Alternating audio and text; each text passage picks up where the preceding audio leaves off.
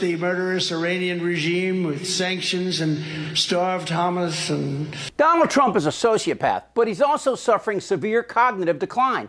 Hi, what's up? It's like being in a car crash and then they put you in an ambulance, then the ambulance gets into a car crash. Listening to Trump play mental Mario Brothers through the real and imaginary worlds that he battles every day illustrates the danger our country and world is facing. Love of Christ, the stories of the Holy Bible, and the voices of famed evangelical people and evangelists like... Here he's speaking to a group of Christian broadcasters who have to be thinking that God is a practical joker, sending this clown to lead them to the promised land. But Trump has no deity other than himself. You mentioned the Bible. You've been talking about how it's your favorite book. And you said, I think last night in Iowa, some people are surprised that you say that.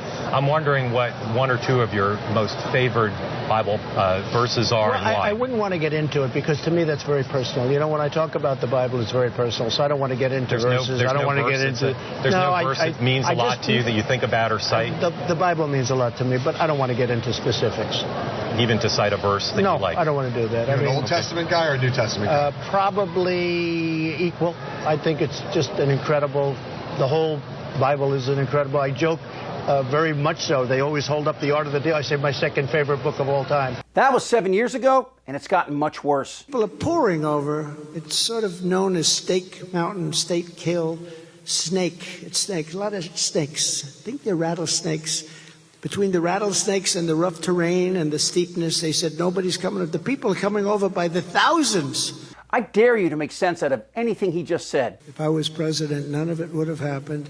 And I will be, I promise, I will be your peacemaker in more ways than what you think. I will be your peacemaker, and I will be the only president that will be able to say this, and say it with great conviction. I will prevent World War III. We're very close to World War III. And that brings us to the 2024 campaign. I am the chosen one. We now know that Putin was behind the attack on Biden via Smirnov and the Jordan Comer inquiry, all of it a lie orchestrated by Russia. And why would Russia want this idiot to be president? Hi, what's up? Because Putin owns him. Add that to Trump's declining mental acuity and you have yourself a perfect storm. As the Bible says, blessed are the peacemakers, right? Blessed are the peacemakers.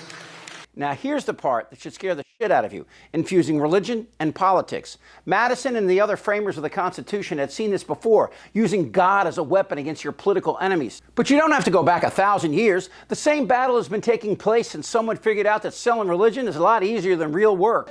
Yes, things have come against me, but I have a new vision. And these nutjobs have inspired the forces that support Trump. It's sick. I will protect the content that is pro-God. We're going to protect pro-God context and content.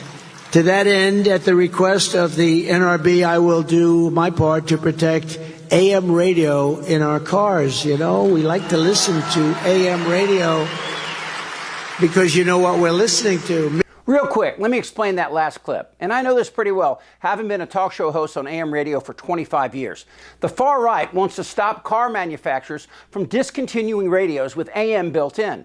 See, AM doesn't work in electric cars, so that makes sense. But Trump is referring to GOP legislation that would force everyone from Ford to Tesla to include AM radios so their rural hillbillies can tune into these young right-wing voices spewing their lies and hate. Love of Christ, the stories of the Holy Bible, and the voices of famed evangelical people and evangelists like...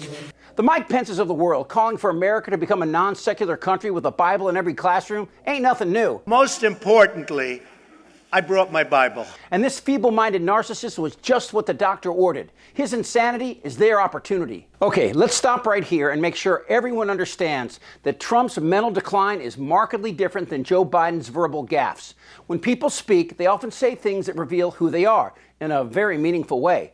Biden, like Trump, and probably everyone over 50 watching this, will forget a name or where they left their car keys. That's a normal part of aging and does not reflect a shift or fundamental change in who we are. To that point, show me just one video where Biden expresses rage or prejudice, xenophobia or hate. That's not in his DNA.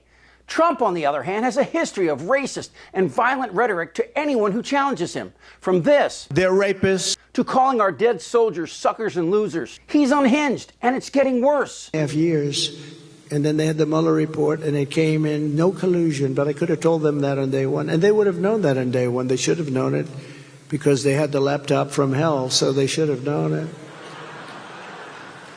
That was, you have to say, that was truly the laptop from hell, wasn't it?